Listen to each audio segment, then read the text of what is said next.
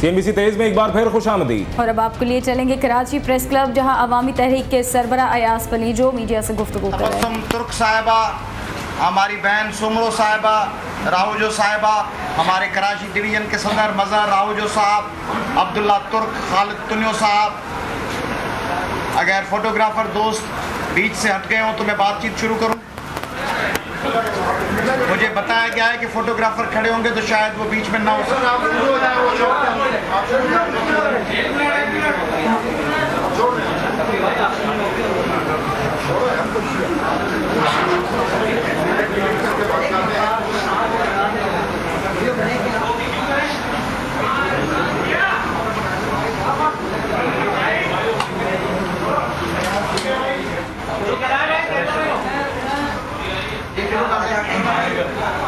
बिस्मिल्लाहिर्रहमानिर्रहीम।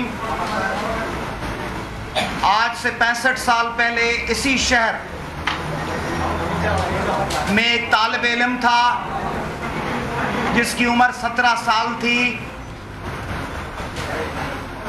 और एक नौजवान था जिसकी उम्र उस वक्त 26-27 साल थी।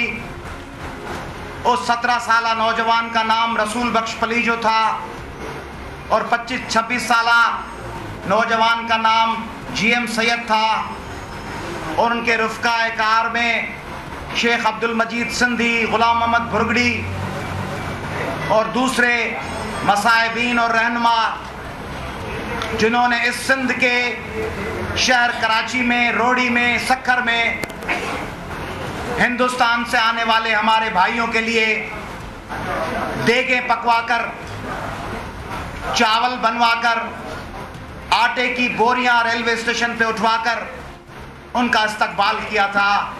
कहा था हमारे लुटे बिटे, हमारे तकलीफ में मुब्तला, हमारे सितम रसीदा, सितमज़दा भाई तशरीफ़ लाए हैं। हमारी बहनों ने अपनी रज़ाइयाँ और अपनी चादरें उनके साथ शेयर की, अपने घर शेयर किए। हम उनको आज भी अपना भाई समझते हैं। हम समझते हैं उर्दू बोलने वाले, पंजाबी बोलने वाले, पश्तो और बलोची और सराइकी बोलने वाले हमारे भाई हैं, हमारे जिस्म का हिस्सा हैं। हम उर्दू बोलने वालों से इस हद तक प्यार करते हैं। मेरे बड़े बेटे का नाम साहिर लुधियानवी के नाम पर साहिर है। मेरे दूसरे बेटे का नाम जोश मली आबादी के नाम पर जोश है। हमारे घरों में गालिब, जोश और इब्न इंशाह की शायरी पढ़ी जाती है। उमर शरीफ और मोइन अख्तर की बातों पे कह लगते हैं। छोटे बच्चे इब्न सफ़ी के नावलों से अपनी पढ़ाई और लिटरेचर का आगाज़ करते हैं। मेहदी हसन की गज़लों पर मेरी वालदा से लेकर हमारी भांजियों भतीजों तक सबके दिलों में आस और उमंग के जज्बे पैदा होते हैं। हमारा बचपन फातिमा सुरैया बजिया और हसीना मोइन के ड्रामे देखते हुए गुजरा। उस शहर के बच्चों को, हमारी उर्दू बोलने वाली माओं के हम बच्चे हैं। मैं आज अपनी उर्दू बोलने वाली माओं से मुखातिब हूं जो अपने घरों पे हमें देख रही हैं, जिन्होंने आपके वालिदैन का इस्तकबाल किया। उन माओं के बच्चों पर, उन माओं के बेटियों पर, नहत्ती बहनों पर आज जिस तरह फायरिंग की गई है। लियारी से हम जब निकले आज 2:15 बजे चील चौक से, आप तमाम सहाफ़ी भाई कैमरा की आंख से हमें देख रहे थे। जब मैं और उज़ैर जान और जफ़र बलोच हाथ हाथ में देकर बढ़ रहे थे चील चौक की तरफ, खुदा गवाह रखकर आप गवाही दीजिएगा, यौम क़यामत आपसे ये गवाही तलब होगी कि क्या आपने किसी एक सिंधी और बलोच लीडर के हाथ में कोई राइफल, कोई बंदूक तो दूर, मेरे भाई परवेज ने कहा था कोई डंडा भी देखा, कोई छड़ी देखी। पुरअमन तौर पर हम बढ़ रहे थे। सिंधियानी तहरीक की बहनें, वो बहनें जब ज़ियाउल हक ने सहाफ़ियों के खिलाफ बर्बरियत का आगाज़ किया तो मनहाज बरना से पूछिएगा, सिद्दीक बलोच से पूछिएगा, उन पुराने साथियों से पूछिएगा। 5 सहाफ़ी बैठते थे, तो 5 अवामी तहरीक के कारकुनान उनके साथ ज़िया-उल-हक के खिलाफ भूख हड़ताल पे बैठते थे। जब मुशर्रफ की आमरीत हुई तो आपके साथ सिंध भर से मार्च अवामी तहरीक कर रही थी। मुशर्रफ को ललकारने सहाफियों के साथ अवामी तहरीक चल रही थी। आज वही बच्चियां सिंध के तकसीम के खिलाफ, सिंध जो आप सबकी माँ है, सिंध जो हमारी और आपका जिगर का हिस्सा है, जो साहिबान है हमारे सरों पर, जो पाकिस्तान का हिस्सा है, जिसने पाकिस्तान के लिए पहली करारदाद मंजूर की, जिसने वाशगाफ लफ्जों में कहा कि हम पाकिस्तान का हिस्सा बनेंगे, उस सिंध के लोग अपने दारुल हुकूमत के रास्ते में जब पैदल चलना शुरू हुए तो ली मार्केट की गलियों से सिंध हुकूमत की इत्तेहादी एक तंजीम के निकाब पोश दहशतगर्दों ने सीधा निशाना लेके गोलियां चलाई। हमारी बहनों को भूना गया है। कराची प्रेस क्लब में अवामी तहरीक के रहनुमा प्रेस कॉन्फ्रेंस से खिताब कर रहे हैं। एक जानब ये प्रेस कॉन्फ्रेंस जारी है, दूसरी जानब शहर के हालात ये हैं कि ओल्ड सिटी एरिया में बदतरीन कशीदगी है और अमन व अमान की सूरत हाल बुरी तरह ख़राब हो चुकी है। मुतादिद गाड़ियों को आग लगाई गई है, तकरीबन 15 से 20 मोटरसाइकिलें हैं जिन्हें आग लगाई गई है और शहर की सूरत हाल ये है कि 7 अफराद जाँ बहक होने की तस्दीक हो चुकी है, जबकि 25 से 30 अफराद जख्मी हैं जिन्हें सिविल अस्पताल और लियारी जनरल अस्पताल मुंतकिल किया गया है और जिन्हें अस्पताल ले जाया गया है, मुख्तलिफ अस्पतालों में मुंतकिल किया गया है। और सिविल अस्पताल चलते हैं, हमारे नुमाइंदे मोहम्मद अनवार हमारे साथ एक बार फिर मौजूद है और वहां से अपडेट लेते हैं। ये बताइएगा मोहम्मद अनवार के सिविल अस्पताल में इंतजामिया ने क्या अब तक कोई बाकायदा तस्दीक की है कि कितने जख्मी उनके पास मौजूद हैं और कितने अफराद जाँ बहक हैं और कितनों की हालत तशवीशनाक है? जी शहजाद, इस वक्त तक 7 डेड बॉडीज जो हैं वो सिविल अस्पताल में लाई जा चुकी हैं। इसके अलावा 30 से ज़्यादा जख्मी हैं और उन जख्मियों में वो निजी टेलीविज़न का एक कैमरामैन भी है और डॉक्टर्स की तरफ से इसका ट्रीटमेंट जारी है। लोगों का यहाँ पे जिनकी शनाख्त हुई है अभी तक उनमें आमना, इकबाल, मंजूर, शबीर हैं।